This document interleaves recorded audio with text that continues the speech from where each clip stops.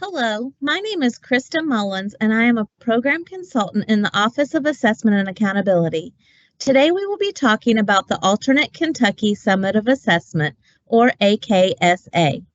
Our agenda for the training will cover the AKSA timeline, Window 1 makeup, medical non-participation, Window 2 information, field test items, and the February DAC sessions. Let's take a look at the AKSA spring timeline. The Window 1 makeup is from January 8th through March 22nd. All makeup windows must be approved by KDE by making the request for a makeup on the Window 1 Makeup Google form. Orders for visual impairment or VI materials are due by February 12th. VI orders may be submitted using the link in the table. Window 2 materials will ship based on your selection in the Google form. The form is linked in the table. These materials will ship either the week of March 25th or the week of April 1st. If the form was not completed by February 12th, the materials will ship the week of March 25th by default. Window 2 will open April 15th and close on May 24th. All scores for the attainment tasks, CWEC, and ESAR must be entered into the SRD or CRD by May 31st. This date is firm and cannot be modified. The complete calendar is linked at the bottom of this slide. Just as a reminder, Transition Attainment Record, or TAR, is administered in grade 11 unless a student does not meet benchmark, and then they may take it in grade 12 and 14.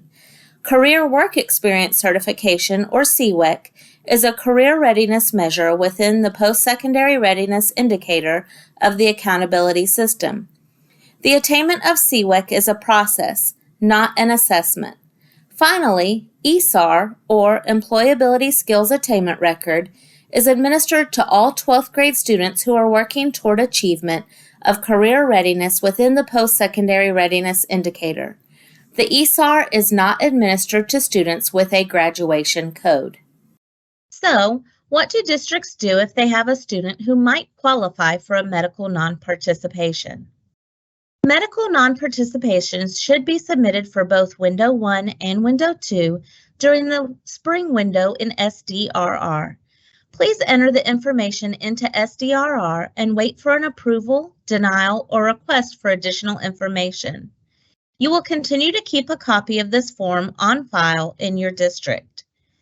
A superintendent or designee signature will be accepted in place of a doctor's signature. Please complete these early in the testing window. If a medical non-participation is denied, attainment tasks for both Windows 1 and 2 will need to be completed during Window 2. If submitted early in the window and a non-participation is denied, there may still be time to complete the assessment. Non-participations can be requested by content area or for the whole test.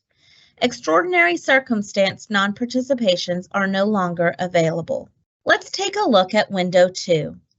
If you have experienced staffing changes from earlier in the year, make sure your new test administrators have completed the certification quizzes for the AT overview and TAR, CWEC, or ESAR as necessary.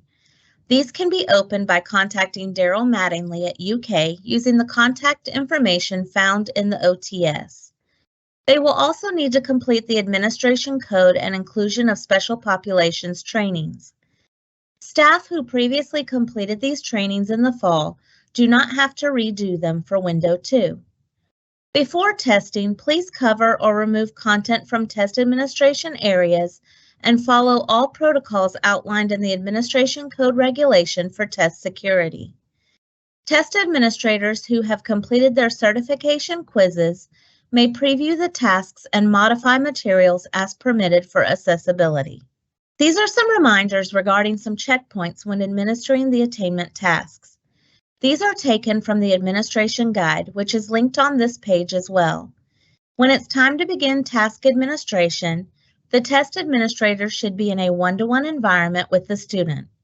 Remote administration of assessments, where the proctor is at one location and the student is at another location, is not permitted.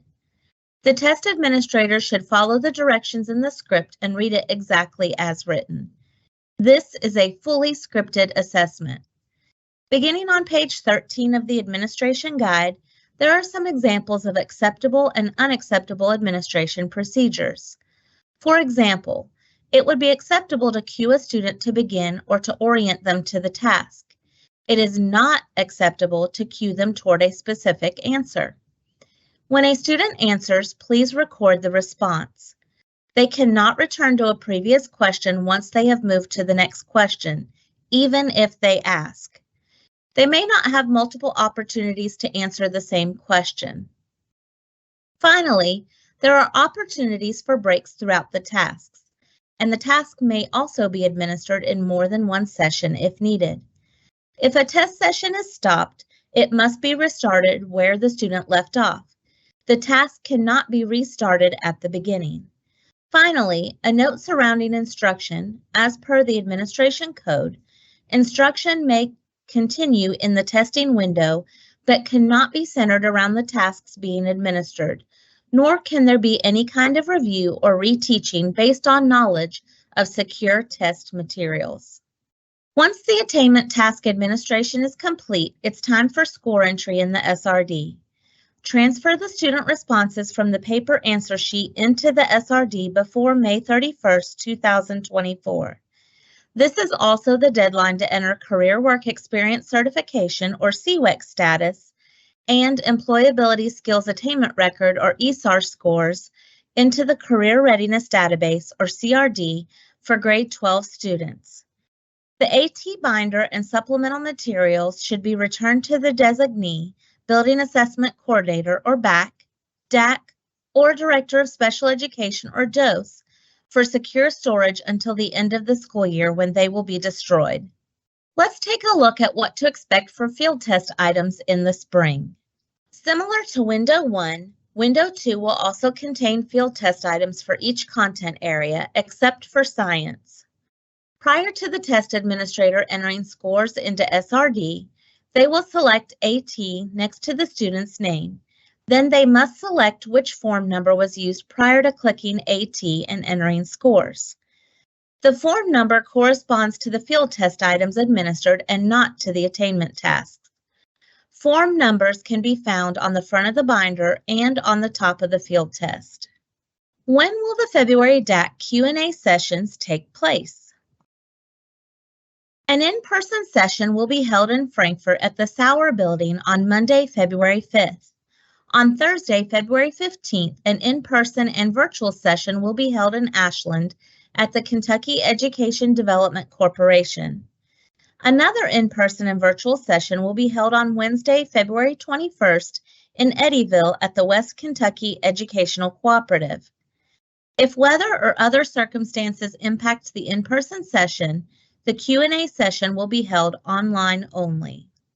Since the live Q&A sessions will not include full presentations of content already covered in the video recordings, DACs and BACs should be prepared for the Q&A sessions. Before attending the Q&A sessions, DACs and BACs can be prepared by watching all or pertinent training videos on the administration of Spring 2024 Spring Assessments. The schedule for these Q&A sessions can be seen on this slide. For any questions, please email dacinfo@education.ky.gov or call 502-564-4394. We look forward to seeing you at our Q&A sessions.